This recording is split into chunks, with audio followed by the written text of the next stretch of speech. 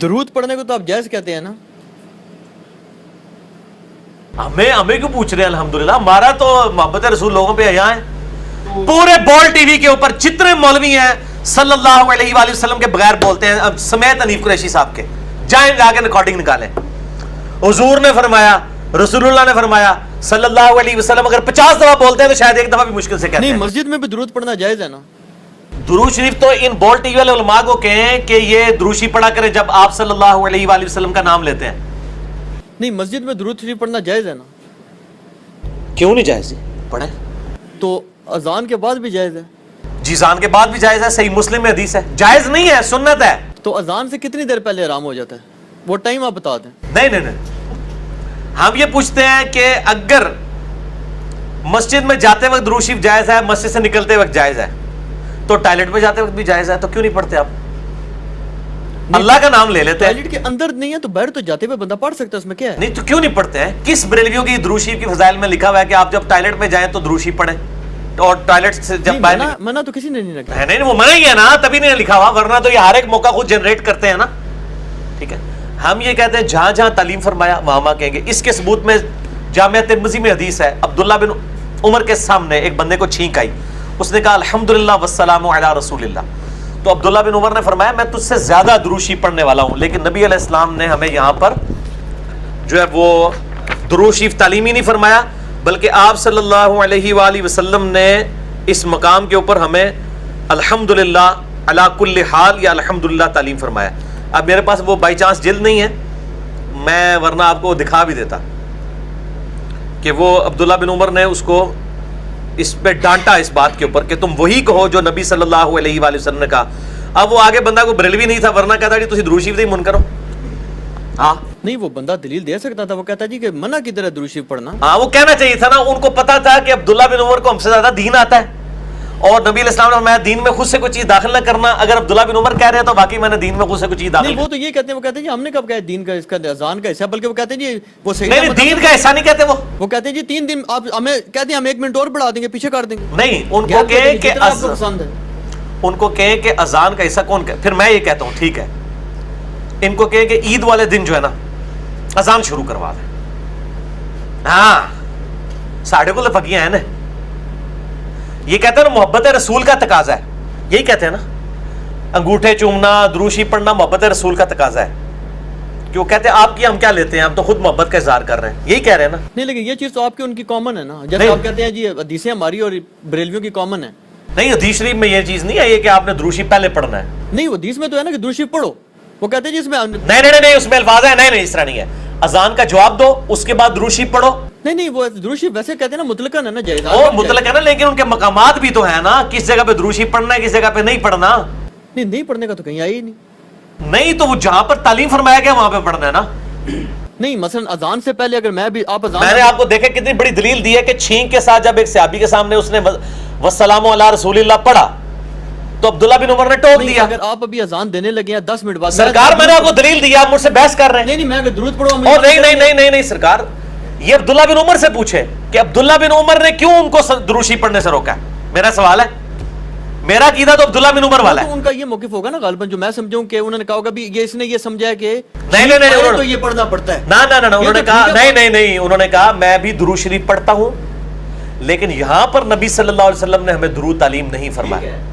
تو بس درود جہاں پہ تعلیم نہیں فرمایا اس دعا کے ساتھ درود کو ایڈ کرنا، عبداللہ بن عمر نے اس کو غلط کہا. نہیں تو وہ کہتے ہیں نا اذان کا پارٹ ہم اس کو مان ہی نہیں رہے. اور سرکار تو وہ بھی آگے سے کہہ دیتا میں پارٹ نہیں مان رہا، ایڈ تو کیا نا اس نے، اذان کا پارٹ نہیں مان رہے. تو ان کو پوچھے جب سپیکر نہیں ہوتا تو پھر تو آپ پڑھتے ہی نہیں، نہ پہلے نہ بعد میں، سپیکر میں پڑھتے ہیں. ہمیں تو پتہ ہے، ہم تو خود کتنے سال اذانیں دیتے ہیں بریلویوں کی مسجد میں. ٹھیک ہے، دوسری اذان بھی جب دیں اس وقت بھی نہیں دیتے. اور دوسرا یہ دیکھیں جمعے کی دوسری اذان سے پہلے درود کیوں نہیں پڑھتے ہیں، یہ اس وقت بنا ہو جاتا ہے. اور شروع ہی نہ کرا دیں، دعوت اسلامی انہوں نے تو اقامت کے ساتھ بھی شروع کرا دیا ہے.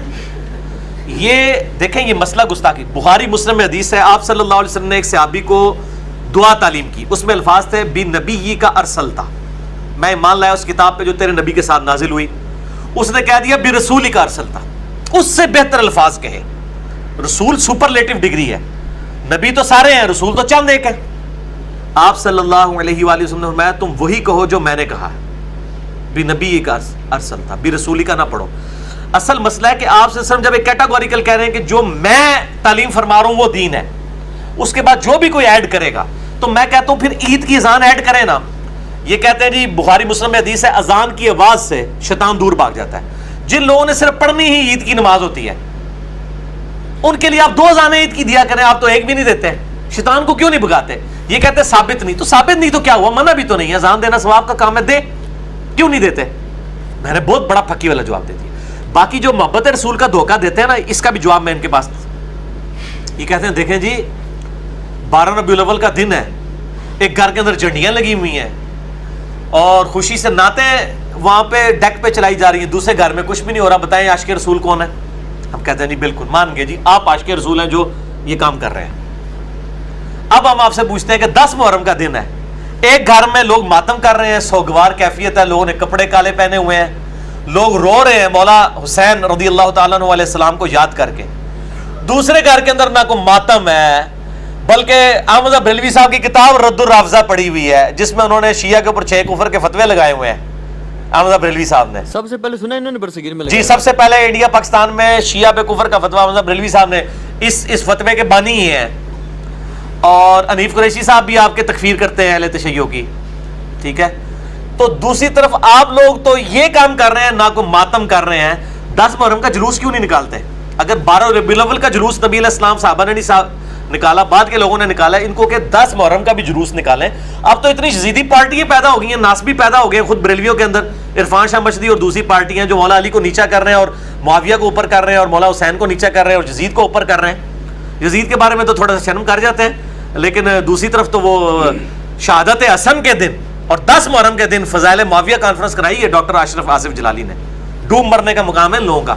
ان ناسبیوں کے خلاف آپ 10 محرم کا جلوس شروع کروائیں، کیونکہ اس وقت ضرورت پڑ گئی ہے کہ ناسبیوں کے خلاف مولا حسین کا نام لیا جائے 10 محرم والے دن. اور تھوڑے تھوڑے کالے شیڈ والے کپڑے پہن لو. ویسے تو کالے کپڑے بھی جائز ہیں، صحیح بخاری میں ہے نبی علیہ السلام نے کالے کلر کا جبہ پہنا. میرا تو اس کے اوپر کلپ ہے. یہ کوئی شیعوں کا لباس نہیں ہے، سنت ہے، پہن سکتے ہیں، سبز بھی پہن سکتے ہیں، کوئی مسئلہ نہیں ہے. اچھا ویسے شیعوں کی کتابوں میں ایسی روایتیں ہیں اس کے خلاف؟ اور وہ اور مسئلے تھے، وہ بنو عباس اور آل علی کے ساتھ اختلافات والے چکر ہیں. تو شاہ جی میں نے پھکی دے دی علمی کہ عشق رسول کا تقاضا، عشق اہل بیت کا بھی تقاضا ہے کہ ماتم ہونا چاہیے 10 محرم کا. اب اس بار 10 محرم پہ میں دیکھتا ہوں پتہ نہیں شروع کرواتے نہیں، محرم نیڑے ہی ہے، اے شروع کراؤ. اور دیوبندیوں کا بھی پھکی ہے کہ انہوں نے یکم محرم کے اوپر جو ثابت نہیں تھا حضرت عمر کا یوم شہادت، صرف 10 محرم کو نیچا کرنے کے لیے حضرت اس عمر کے جلوس نکالنے شروع کر دیے. تو ڈوب مرنے کا مقام ہے. اگر جو بندی 12 ربیع الاول کا جلوس نہیں نکالتے، اس کا مطلب ہے حضرت عمر کو یہ اوپر سمجھتے ہیں نبی علیہ السلام سے. تو یہ میں کہتا ہوں یہ ماڈرن خوارج ہے. ویسے میں آپ کو بتاؤں شیعہ ذاکرین سے میں نے سنا ہے، وہ کہتے ہیں جی یہ ہمارے اگر ہم نہ ہوتے تو نہ 12 ربیع الاول کا بھی کہتے ہیں جلوس نہیں تھا ہونا. کہتے ہیں یہ ہمارے بغض میں ہی سارے شروع ہیں. شیعہ یہ دعویٰ کرتے ہیں. شیعہ کو کہیں کہ آپ یہ جلسے جلوسوں کے بجائے نا پریکٹیکلی کو دین کا کام کریں. آپ جلسے جلوسوں پہ پبلک کو رکھا ہوا ہے، سال کے بعد وہ نکلتے ہیں اور آگے پیچھے پورا سال نہ وہ مسجد میں آتے ہیں نہ نماز پڑھتے ہیں. تو مولا حسین نے نماز پڑھتے ہوئے جان دی ہے، تو مولا حسین کی اطاعت کریں بجائے یہ جلسے جلوس نکالنے کے. اور میں بالکل خلاف ہوں جلسے جلوسوں کے. صرف کنٹرول انوائرمنٹ کے اندر جلوس ہو، سڑکیں بلاک کر کے. اور آپ کو پتا ہے پنڈی میں پورا ربیع الاول کا مہینہ جلوس نکلتے ہیں اور ایسے ہوشیار ہیں یہ یکم سے لے کے 30 تک انہوں نے کیا ہے. آج فلاں محلے کا جلوس، آج فلاں محلے کا، اور سارے کے سارے وہ پشاور روڈ کے اوپر آتے ہیں، ایک سائڈ روڈ کی بلاک کرتے ہیں. یہ کون سا عشق رسول ہے؟ اس کی وجہ سے ٹریفک بلاک ہوتی ہے، لوگ ہاسپٹلز میں نہیں پہنچ سکتے، دفتروں. اور یہ تھیوریٹیکل باتیں نہیں، پریکٹیکلی ہمارے ساتھ ہو چکا ہے اس طرح.